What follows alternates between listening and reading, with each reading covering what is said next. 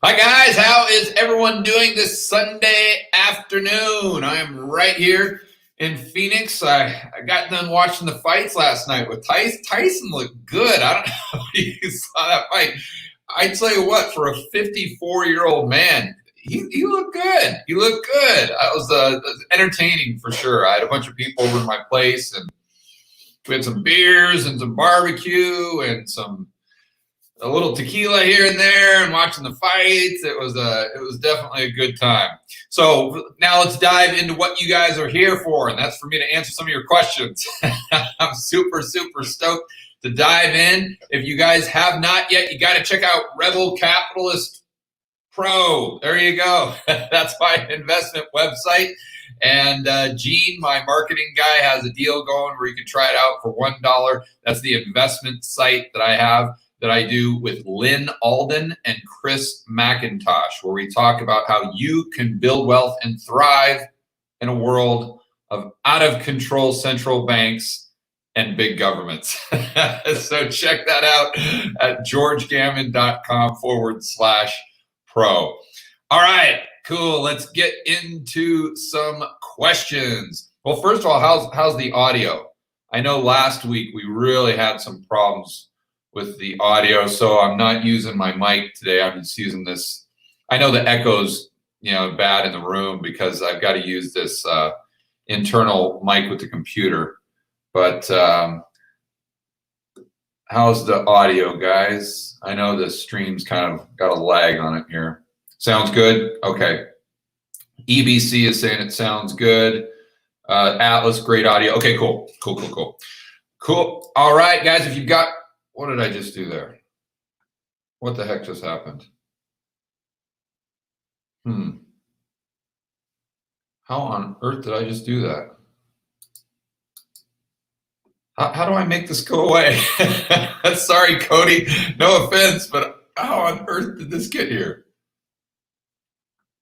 Hold on a second here. What did I just do?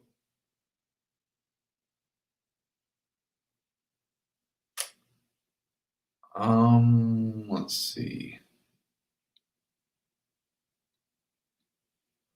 Well, I guess we're just going to do the live stream today with this, with Cody's question up the entire time. I have no idea how to get rid of that thing.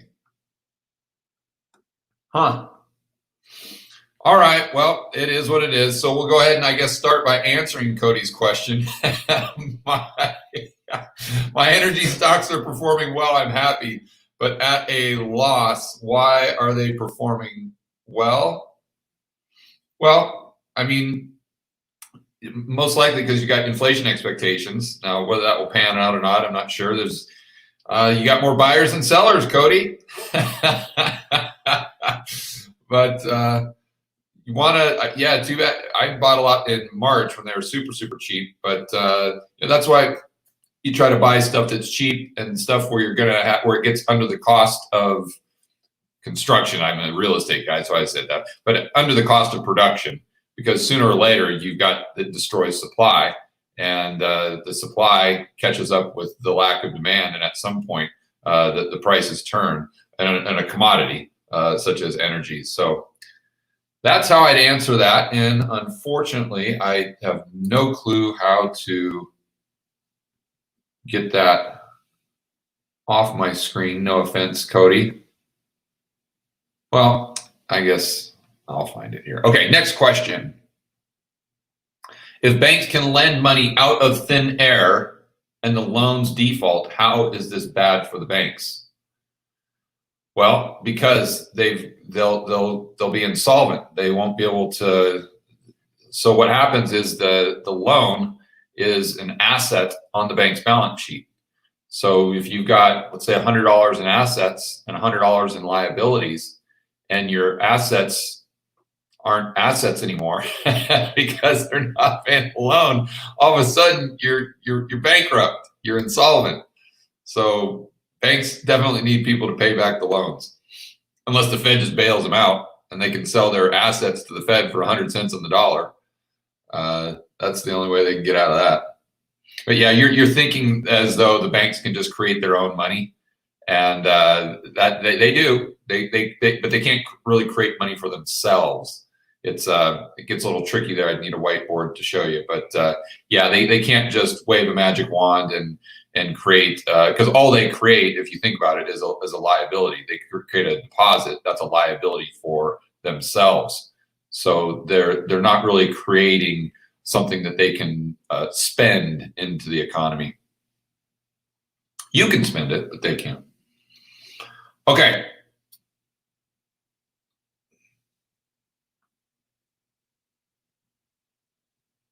Am I an advocate for firearms? I don't know if I'm an advocate. I mean, I think I'm all about the Second Amendment for sure. I think that you should be free to keep a firearm in your home. If I had a wife and kids, I definitely would, for sure. But you got to be very careful about the laws in your state nowadays and in your city. And go back to that video, that interview I did with my buddy Robert Barnes, the lawyer, and he paints a very clear picture that nowadays, even if the laws favor people who protect their homes with a gun, sometimes if that's not the way the political narrative is flowing in your local area, even if the law protects you, you might still be prosecuted. And so my point is, listen to that video that I did with Robert, and definitely be careful there. But yeah, I think that I think that's one of the great things about the United States is the Second Amendment.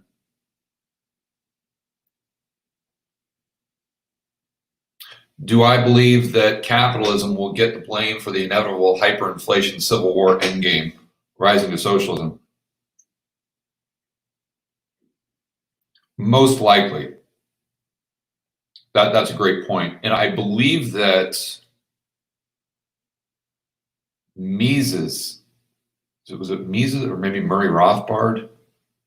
One of those guys in the Austrian camp, that's the conclusion when you take, or this is the way he thinks, or his belief is that if you take fractional reserve banking to its logical conclusion, you end up with socialism. I think it was Mises who had that idea.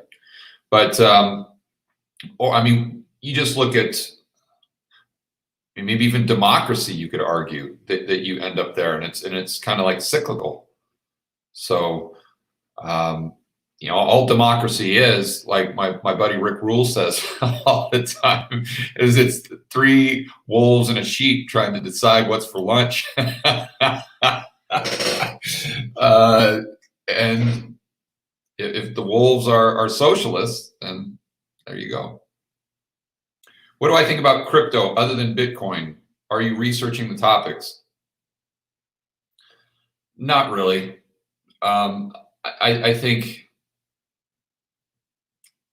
I think Bitcoin has a big advantage because of the network effect, and I'm fine just owning a little bit of that. I'm very open to all other cryptos. I think they're very interesting, and I'd love to find out more about them. But from an investment standpoint, I'm not really getting into them too much. Although I will say that I've in doing research,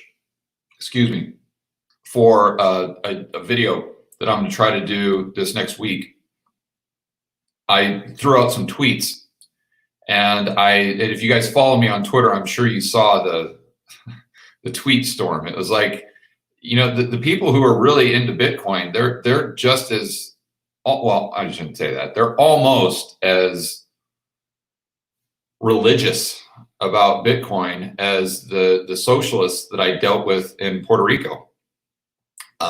It's not an asset for them. It's their God. And I've really been putting a lot of thought into, and let me be clear, it's not just Bitcoiners who get like that. And I'm very bullish on Bitcoin, but I'm not emotionally invested in it. That's the big difference. And You see this in gold as well. I don't want to isolate Bitcoiners. You see this in people who own Tesla stock. You see this in politics, especially, where it's no longer about politics. That's their religion. They pray to the church of fill in the blank. Democrats, Republicans, Bitcoin, gold, Tesla, whatever. And so I was reading a couple articles today that were very thought-provoking. And the argument was because in the West, we've moved further and further away from religion as kind of the focal point of our belief system. And I'm not going to say that's good or bad or whatever. That's not. I'm not here to debate that. But we do need meaning in our lives as human beings. So his hypothesis, this author, excuse me, was because we've moved further and further away from religion, as human beings, we need something to fill that gap. We need something to be the meaning in our lives. And his idea is that's why people have filled that void with things like Tesla. And I would argue that that's why they've filled that void with politics. I can definitely, you should see my Twitter feed and you'll find out that a lot of people have filled that void with Bitcoin. For sure. And that's where it starts to get dangerous.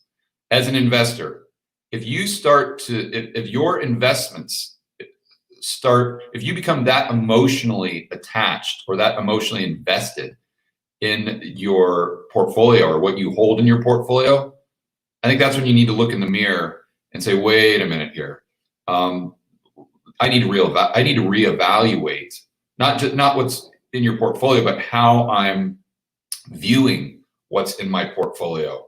You look at the greatest investors of all time, and they were very methodical. They weren't emotional. They were agnostic. They didn't care what they'd buy. Could care less. They're just buying what they think is going to be the best investment long term. Again, agnostic. And then I think what we should all be contemplating as investors who are bullish or bearish or whatever, things like gold or things like Bitcoin. And again, I'm very bullish on gold and I'm bullish long term. I'm bullish on Bitcoin. But I think as investors, we need to ask ourselves, okay, if this is a religion, is that bullish or bearish? As I was thinking about this today, I think there's a great argument for it being bearish, but I think there's a good argument for it being bullish. Because who's gonna sell their religion? Let's look at Islam. Let's look at Christianity. Are people going to sell that? No, because it's their whole belief system. The amount of cognitive dissonance that is required, or the amount of cognitive dissonance that would come as a result of your entire belief system being shattered. I think people would far rather lose money than go through the pain, the emotional trauma of the cognitive dissonance. It's a very, very powerful psychological phenomenon, cognitive dissonance. So you just touched on that point, and I wanted to kind of go off on a tangent there briefly because I think it's very, very important in today's day and age as people try to find religion in something that as smart, prudent investors, we're asking ourselves how that affects certain assets that we may have in our portfolio.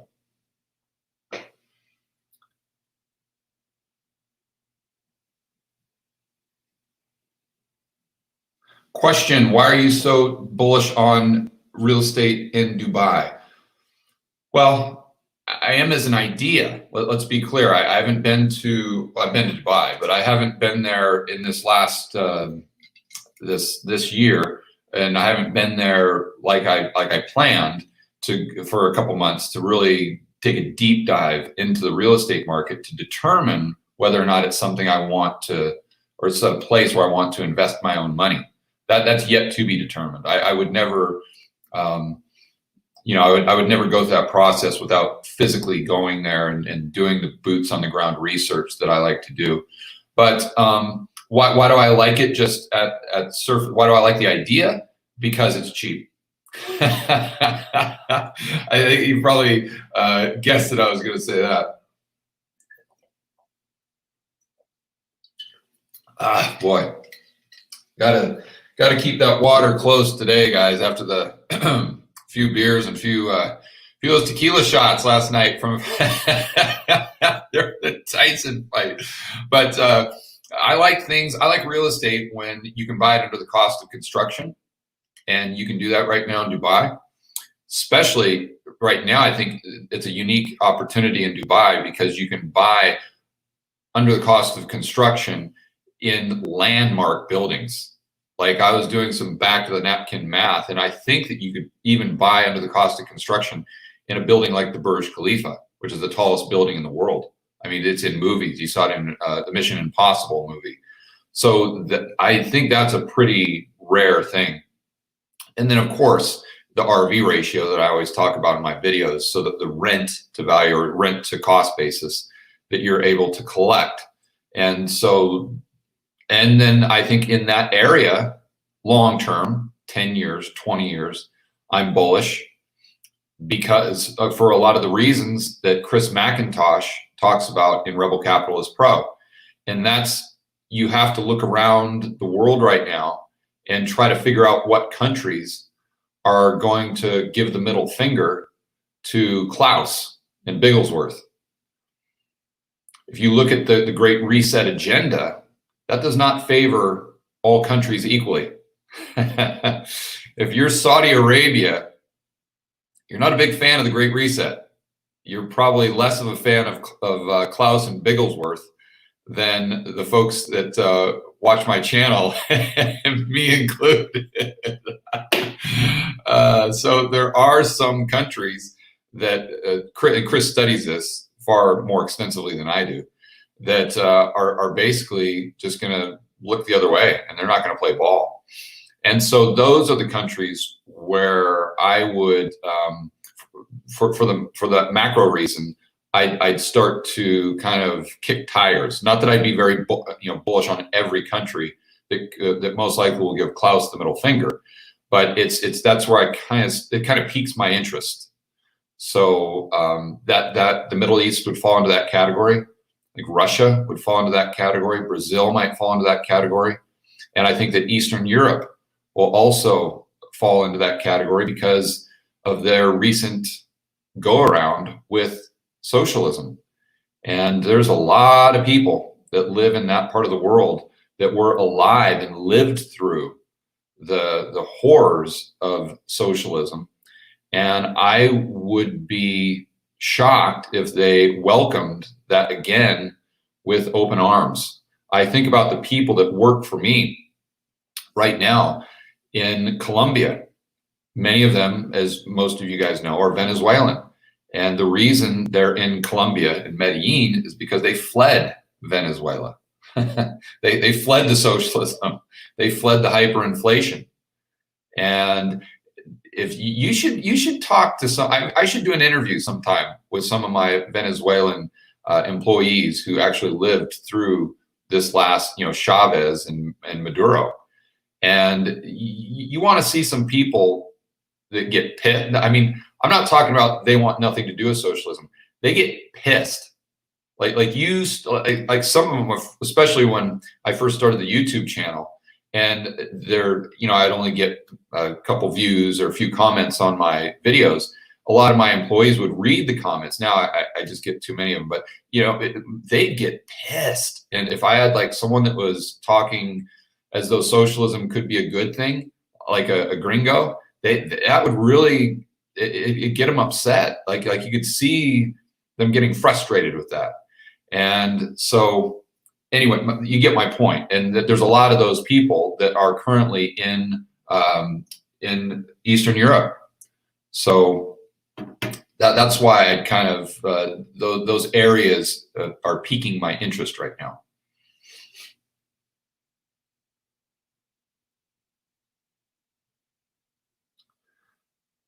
Question, aloha. All right, someone from Hawaii, most likely. After inflation and bubble bursts in Japan, real estate market prices deflated and stay low for many decades, and economy gone into a coma. Guess we have the same case globally. Yeah, you definitely argue for that. I know Snyder would argue for that. Dr. Lacey Hunt would most likely argue that that's what's going on. That's the future. If the system stays as is, the system here in the United States, I think that's the natural path. I would definitely be in the deflation camp for sure. Just the reason I lean more towards the stagflation is because I think they'll change the system, and that's really the only difference between people like Groman and Lynn and Brent Johnson and Steve the Bond King, if you want to use those four as an example. They really don't. They agree on everything. They just think that one group thinks the system will stay as is, or one group is just in the deflation camp until they see things change. And then the other group is just, they're like, listen, the Fed changed everything back in March. The Federal Reserve Act is no longer applicable to anything because they just basically threw it right out the window, and they showed us their true colors. And that is that they don't care about the law. We are no longer a country of law. We're a country of men, the opposite. And so that, and I would be in that camp. I think you look at just them ignoring the Federal Reserve Act, and no one batted an eye. No one called them out on it except for me and a few, like, Schiff and guys and gals in our space and FinTwit. But you hear CNBC call them out? Did you see anyone on CNBC or Bloomberg say, hey, wait a minute, what the Fed is doing is totally illegal? No, I heard Gunlock call them out, but not on CNBC. So if no one's calling them out on it and they're just getting away with it, why won't they continue to do it? They'll just ignore it. So that's why I think there's been that paradigm shift that maybe some people are waiting for. That's why I would be of the opinion that the paradigm shift has already happened.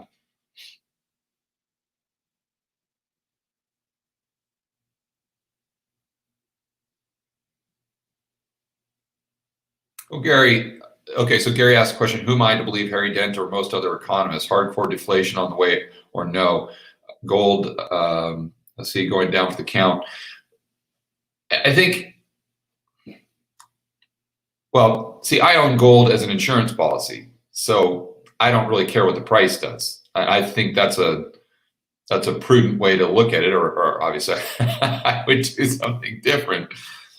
But even in deflation, I mean, the price goes down, but does your purchasing power? So let's say that you buy gold, at $2,000 an ounce, and the price goes down to $1,000, but the price of goods and services goes down by 75%. Okay, the value of your gold in terms of what it can buy increased, although we had deflation.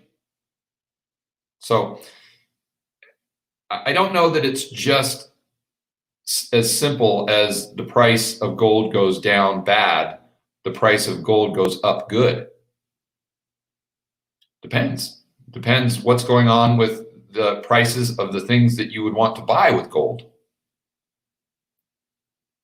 So I think that's where you kind of have to look at it. And if you look at it in those terms, I like gold in inflation. I like gold in deflation. That's one of the main reasons why I consider it to be insurance. So.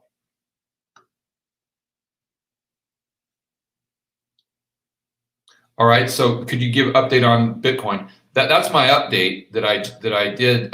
That's probably the best way. That's how I'm thinking about Bitcoin. And then to be clear, I'm trying to combine the psychological component to how it would work as a global currency, how it would work as a digital gold that other countries would use to back their own currency if there was a complete loss in the confidence in fiat itself. And then taking it a step further and trying to figure out how that works with an asset that has a fixed number of units. And of course, all the cult of Bitcoin, I'll call them, comes in and says, "Oh, George, you idiot, you don't know what you're talking about. Bitcoin is infinitely divisible. Oh, it's infinitely divisible." I get it. I get it, Bitcoiners. Trust me, I get it. I'm not that stupid. But so is the dollar. And so you start to dive down that rabbit hole, and you think to yourself, okay, well, if the dollar is, I mean, we have quarters, we have nickels, we have pennies. If that's divisible, then why did we start to create more dollars? Is it just because we could, and you couldn't do that with Bitcoin, or is it something else? And at face value, I mean, again, the cult of Bitcoin comes in, and they immediately say, well, that's different than the dollar, because the dollar, you can create an infinite amount of them, and Bitcoin, you have a limited supply. Therefore, you can't compare the two when you're talking about it being divisible. But that doesn't answer the question, because there's still the question of, well, why didn't they divide it? Why did they create more? And is it just because they could, or is it something else? And my point is, it's something else. When you really start to think it through, and you got to look at it, you got to look at Bretton Woods, you've got to look at the Eurodollar system that was created as a result of Bretton Woods, more specifically a result of the dollar being the global reserve currency, and the United States not being able to run a large enough trade deficit, in other words, hollow out their manufacturing base fast enough to give the world the amount of dollars required to facilitate what they believed to be maximum GDP growth per country. So anyway, and then I'm trying to combine that with the psychological component of Bitcoin, and then of course I'm going way deeper than that too, because I'm trying to figure out how it would work with a banking system if you were lending Bitcoin in a way that was fully reserve, or do you use fractional reserve, or do you go back to free banking? Now, if you don't know what free banking is, you should. So as soon as we get done with this video, check out free banking. And that's basically where you have the banks issuing currency. That's another thing that most people don't realize, is we think that under the gold standard, let's look at the United States in the late 1800s, that the money supply was fixed. It wasn't. It wasn't. Base money was, but broad money wasn't. The banks could still, we still had fractional reserve banking, right? So M2 could still go up if banks were doing loans with fractional reserve, right?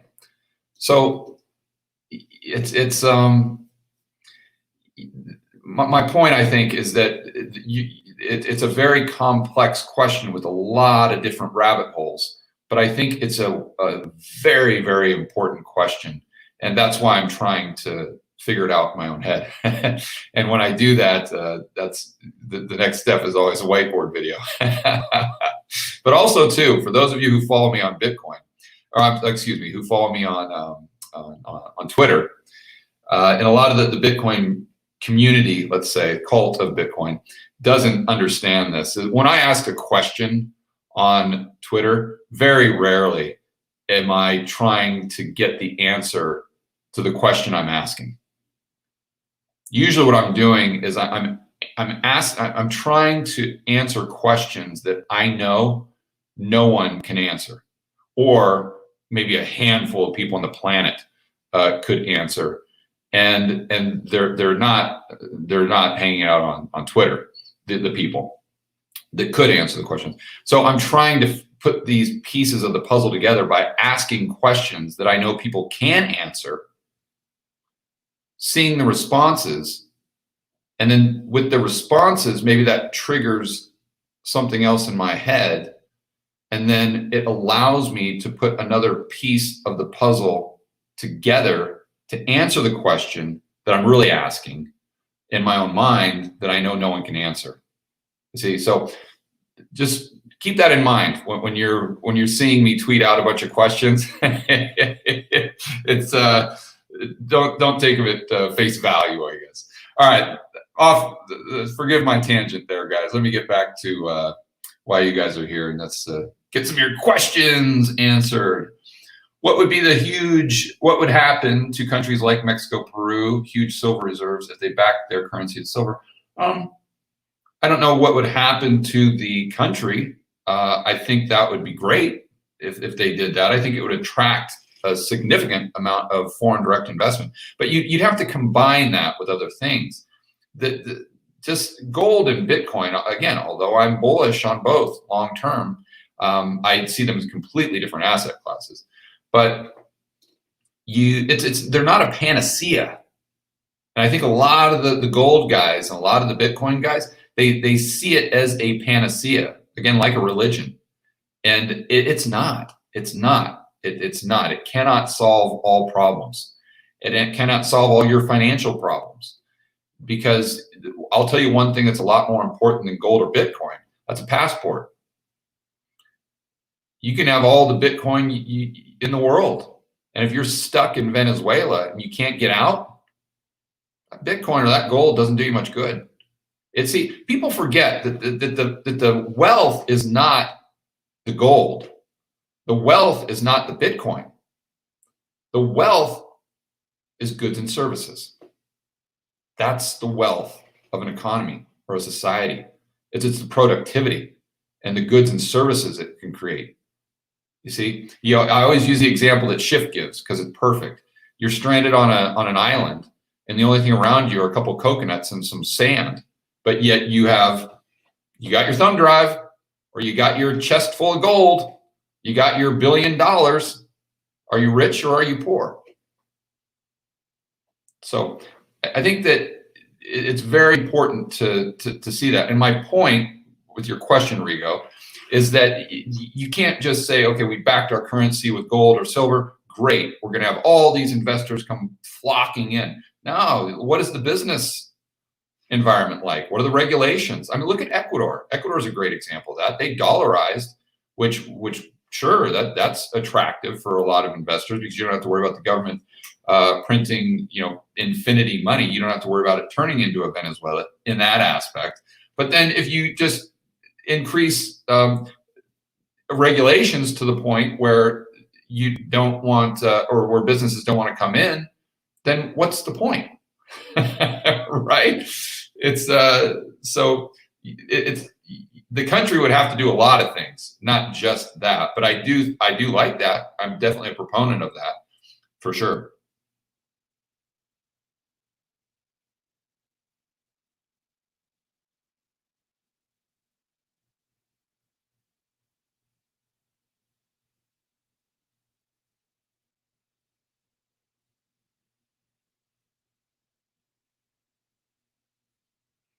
Do I think it's possible for precious metals to be manipulated? Yeah, for sure, for sure.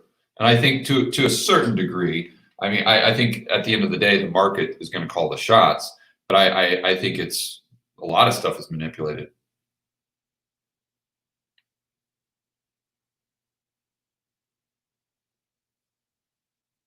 Okay, guys, if you have a question, do me a favor, just start with the word question. it helped because we get so many of the comments here, which I'm very appreciative of. Thank you very much for the engagement, but it makes it tough to find the questions. How difficult is it to get a tea time in Medellin? Not that tough. I'm a member at one of the country clubs there. Great course, proper 18 holes. I think it's 6,700 yards or something like that. So it's a full size course. It's not like a pitch and putt thing. And they've got horseback riding. They've got archery. They've got an Olympic sized pool. They've got clay tennis courts. They've got I mean, it's a full on awesome country club. I know Saturdays mornings it's tough to get a tee time, but outside of that, it's super easy.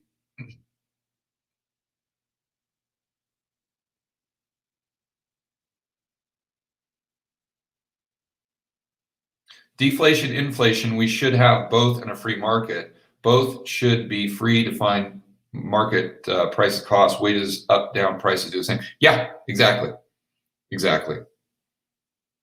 John, I think there should be a free market for everything. We should not have government intrusion. It shouldn't be illegal for two people to come to an agreement as to what A wants to provide and what B wants to provide that person for their productivity. It's anything that any type of involvement is going to distort a free market. And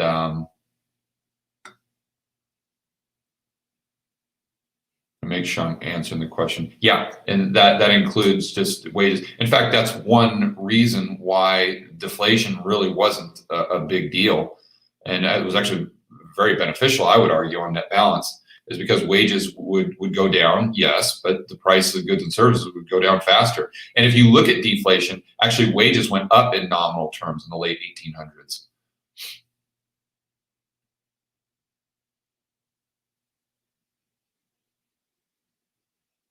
Ron's asking if I'm in Medellin. No, Ron, I'm in Phoenix right now. Enjoy it.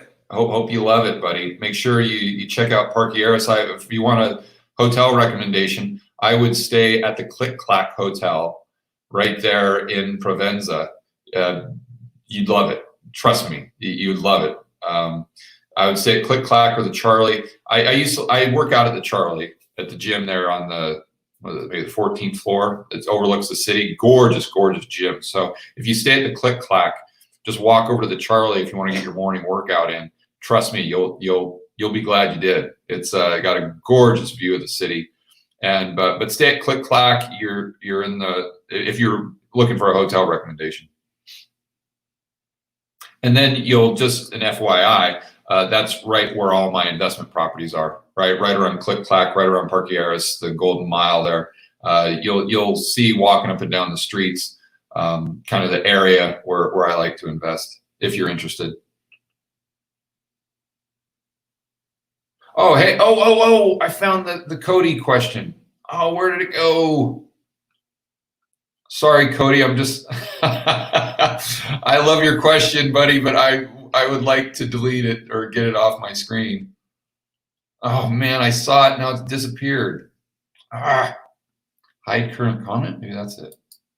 Oh, I got it. Woohoo!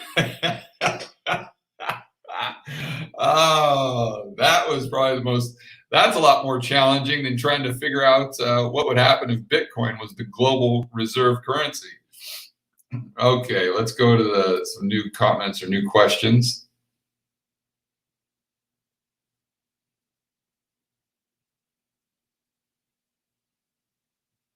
Who manages my properties? Well, I've got Angie and Joaquin. They manage my whole real estate team in Medellin. So if you're referring to Medellin specifically, that would be Angie.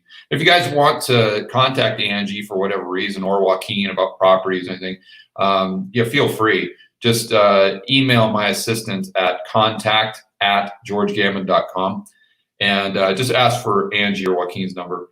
And they'll give it to you. You can just WhatsApp them and tell them that you watch my YouTube channel, and they'll answer any question you have. They both speak English.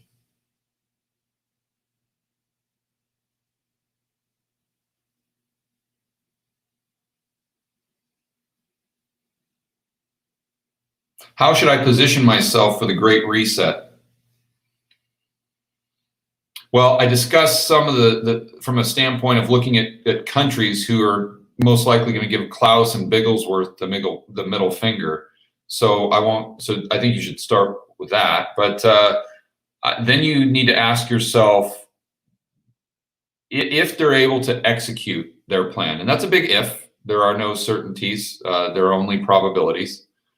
So, but if they are able to execute this in Europe and in the United States and Canada and Australia and New Zealand,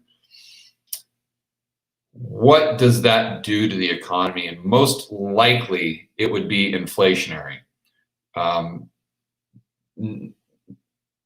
because they're going to have to, it would be a lot of supply being destroyed. And I'm not saying it's definitely inflation would happen, but there would be a strong tailwind for inflation. And they're going to have to do MMT. They'd have to do a lot of things if they want to execute that plan that would lend themselves to higher consumer prices and, unfortunately, a lower standard of living. Because, again, it's not the money that has value. It's not the gold. It's not the Bitcoin. It's not the green pieces of paper. It's the goods and services. And so if they're destroying the amount of goods and services in an economy, by definition, they're making it less wealthy, regardless of how much your bank account says that you have, or what the market is telling you your asset is worth, denominated in those green pieces of paper, or whatever color the paper is in your neck of the woods. So that's kind of how I'd start to think about it. I'd start thinking, okay, probably inflationary, but it doesn't necessarily mean we're going to have it for sure. And then what countries are not going to go along with the whole agenda, most likely. And by the way, I did a 20 or 30-minute video with Chris McIntosh specifically on that topic. And we're going to be using it to as an email. I don't know what you call it, but where you get the free video and you give me your email address. That's how I induce you to give me your email. I'm like Klaus. That's my agenda, is to get your email address. But you can either laugh or cry, right, guys? You gotta laugh at this stuff. But no, we're doing one of those things, my marketing guys. So just check out my website probably in the next 2 or 3 weeks, and you can get that video free.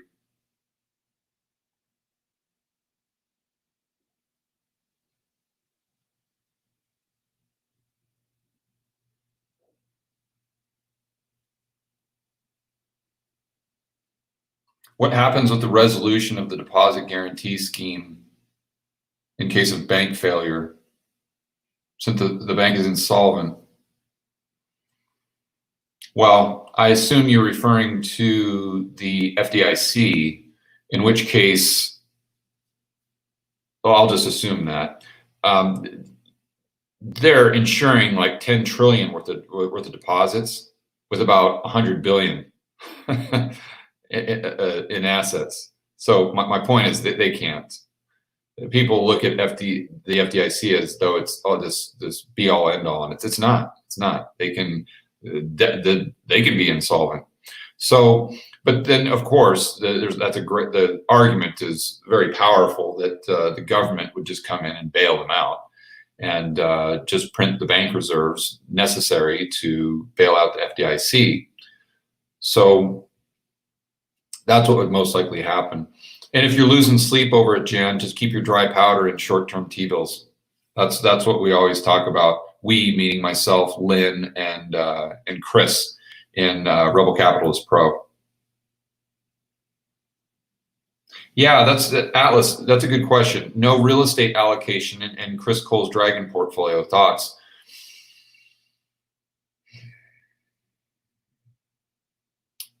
I don't, I'm thinking, I heard Chris talk about real estate a couple times. I can't recall which podcast it was. I wish I could remember. I'd let you know.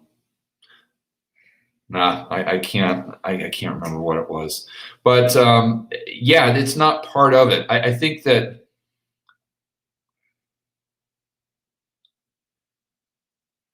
I don't know that I would. I don't think I would allow that to, or I don't think that would prevent me from buying real estate. I don't think it would prevent me from trying to build or construct the Dragon portfolio. I would just do it with, you just have two portfolios. Let's say you got a portfolio of real estate and a portfolio that's kind of Dragon-ish, if that's a word. Yeah, that's kind of what I don't know. I'm frustrated. I can't think of the name of that, or can't remember which episode or which podcast that was on. Maybe if you Google it, like Chris Cole Real Estate, it might pop up there.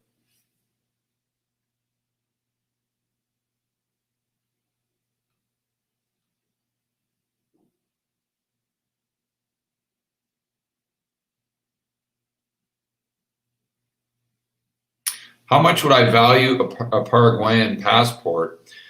I think it'd be great. I think it's awesome to have multiple passports, regardless. I mean, what's your downside? Even if it's not a great passport from the standpoint of visa-free travel, why not own it? As far as the real estate in Paraguay, I've never looked at it, so I don't know. I wouldn't have any real insights there.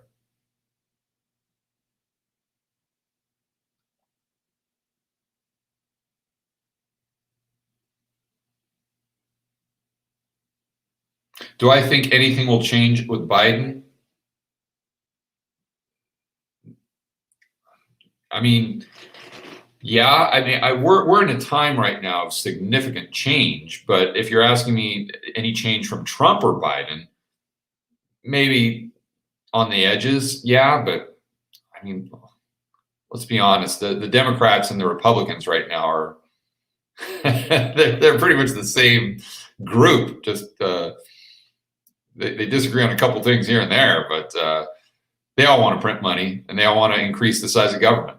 So it's just to what degree.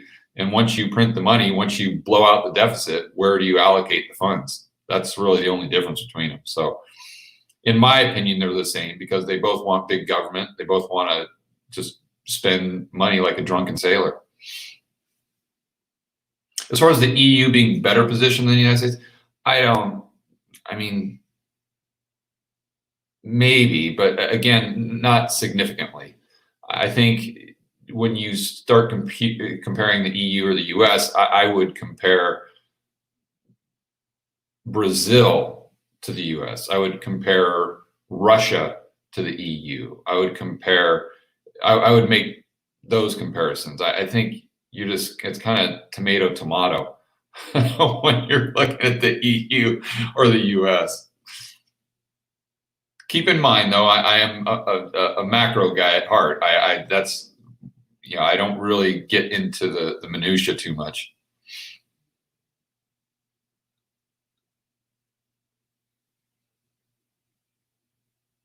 Wow. What advice should I give my elderly parents for what's coming?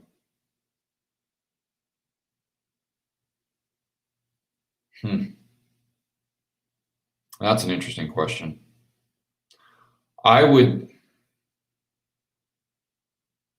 Tom, I would just say you got to own some gold and silver. I don't think I would, I wouldn't allocate more than the 10% to gold, and then part of my 10% to the speculative side of my portfolio to silver or the miners.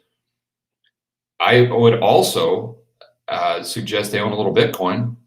Again, let's not join the cult of Bitcoin, but I think you've got to look at asset classes that are outside of the system that don't have counterparty risk. And I don't know of any better than gold and Bitcoin. So I would start there. And then right now there's some great dividend producing stocks that would most likely benefit from an inflationary environment. And in the energy space, copper, if you could get a good copper producer that throws off a dividend, because I think copper would do well in an inflationary environment.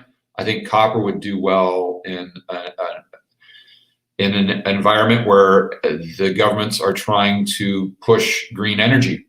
Not going to debate whether that's good or bad. It's just it's going to require a lot of copper. So if you can get a good copper producer at a fair price that's paying you to own it, preferably a cheap price, but that's paying you to own it, that may be interesting. And I would also suggest if they have a mortgage, just make sure that it's a 30-year fixed rate mortgage.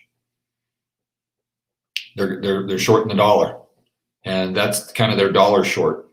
And if they got a rental property that pays them to own it, while at the same time you've got that 30-year fixed rate mortgage on it, so you're getting paid to short the dollar, you got a positive carry on the trade, I like that even better.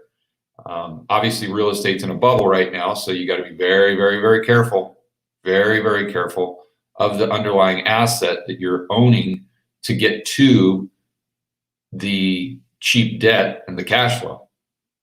I had this conversation with Kiyosaki the other day where we were at dinner. I was at dinner with Robert and his wife and Mark Moss, and we were talking about how now it's the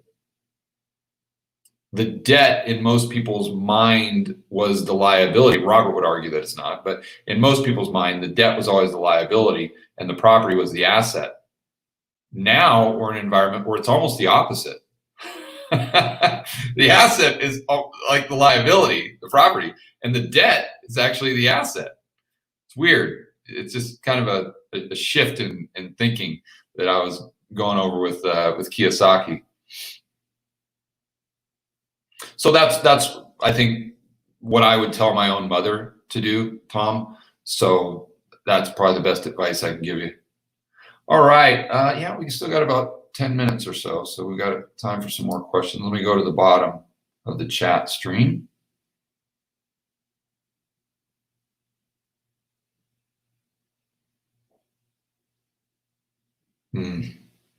This is where the question of the year from Good Living.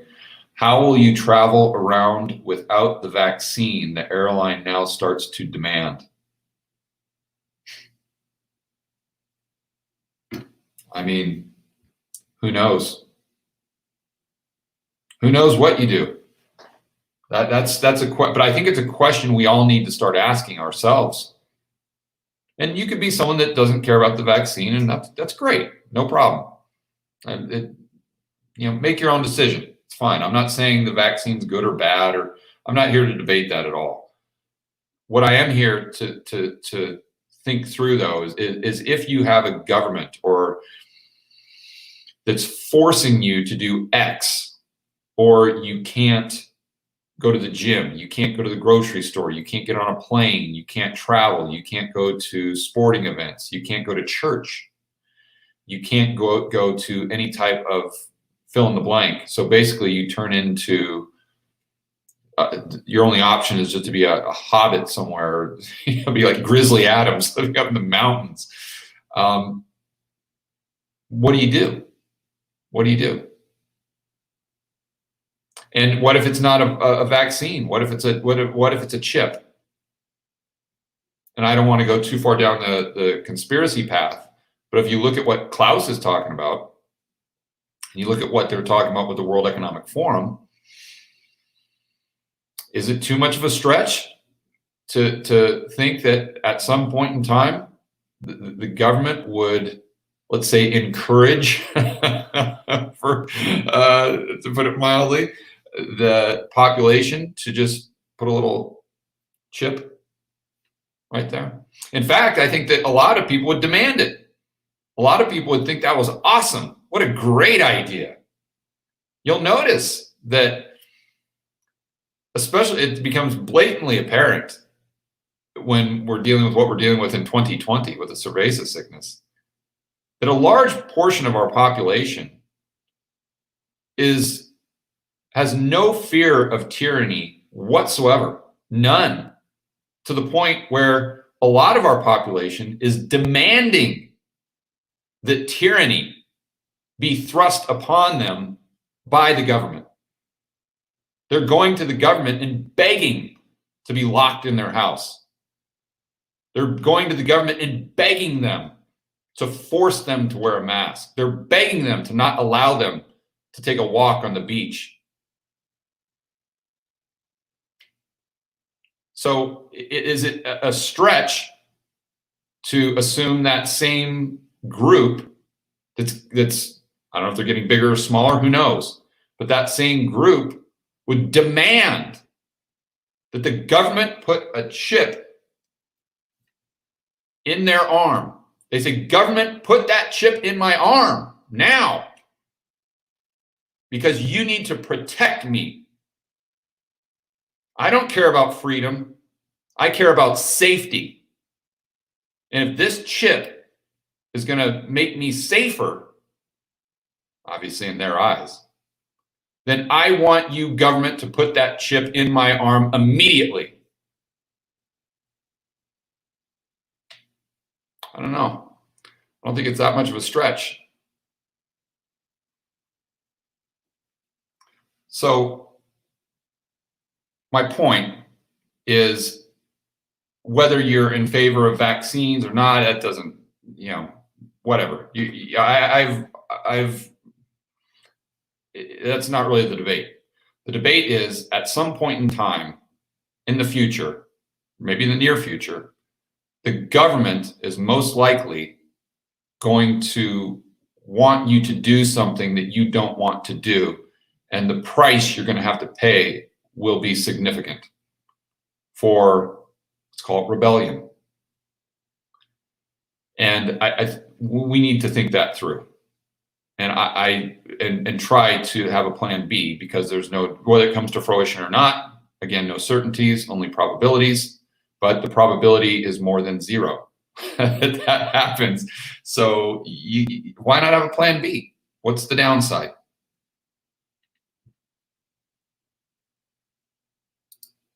Okay, we'll do one more question.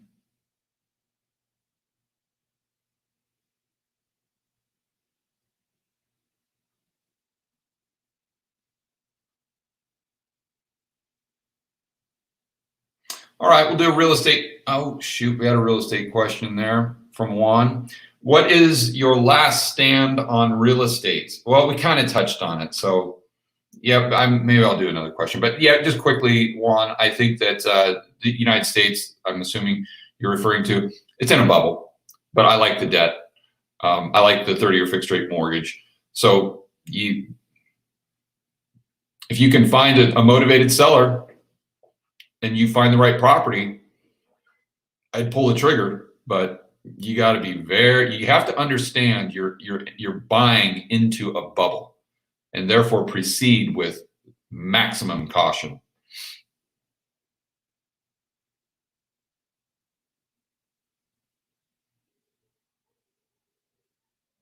Oh, there you go. Okay, we'll end on this one. Great question. What do you think Janet Yellen being the next Secretary of the Treasury, or what do I think about that, and what are the possible implications? So I haven't heard anybody talk about this, which I'm kind of shocked by. Maybe I just haven't been paying attention because I was too busy, drinking beers and doing tequila shots, watching the Tyson fight last night. I haven't been paying any attention. But no, I haven't heard anyone talk about it. Think this through. You just hired a former Fed chair to be the Treasury.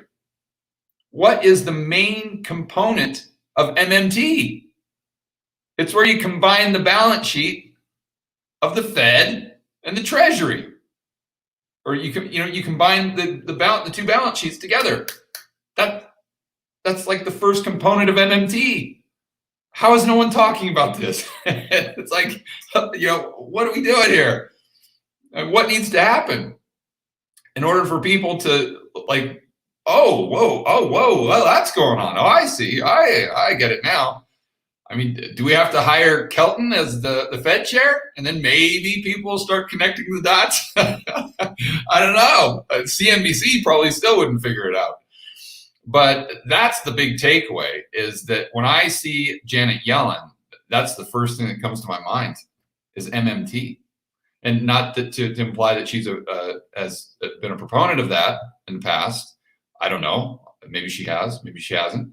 But I think if I was trying to come up with a plan to merge the balance sheets so I could start turning bank reserves into legal tender, I would hire a former Fed chair to run the Treasury. First thing I'd do. So we'll go ahead and end it there. I think that gives you guys a lot to think about for the evening. And definitely check out Rebel Capitalist Pro. I'll pitch that one more time. For those of you who didn't hear it at the beginning, that's the investment online forum. It's amazing. With Lynn Alden, with Chris McIntosh. It's tons of research and live streams just like this with our members. You guys will absolutely love it. So go to can't say my own stupid name, georgegammon.com/pro and check it out. There's a $1 trial. You can test it out for a week and see how you like it. And let me give shout outs to everybody. Oh, geez, we got 1,500 people. Wow. Thanks for hanging out today, guys. I appreciate it.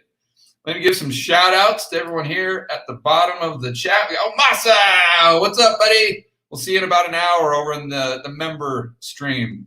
Oh, Pratic, thank you for the super stick. Oh, we got a lot of those super stickers. Thank you for all the people who did that. I don't often, I just get so caught up in the live stream, I don't pay any attention to them, and I apologize. Thank you very much. We appreciate the support for the channel for sure. So Mark, Top Feed, Wilmar, Arius, Alexander, Atlas, Nicholas, Easy B, the Intelligent CPA, Joe G's Craft Cannabis Guides, Willow Wick Bob, Jackie, Mark, Catherine, Dwayne, Ran Isaac, Royal Wolf, Things on Dashboard, Shoes, 1, 2, 3, Brady, Jackie, Good Living, Seymour, Karen, Sandra, Miniature Chicken Channel. I got to check that out. Lily, Elizabeth, Paul, you guys are awesome. Thanks for hanging out with me, and I will see you on the next video.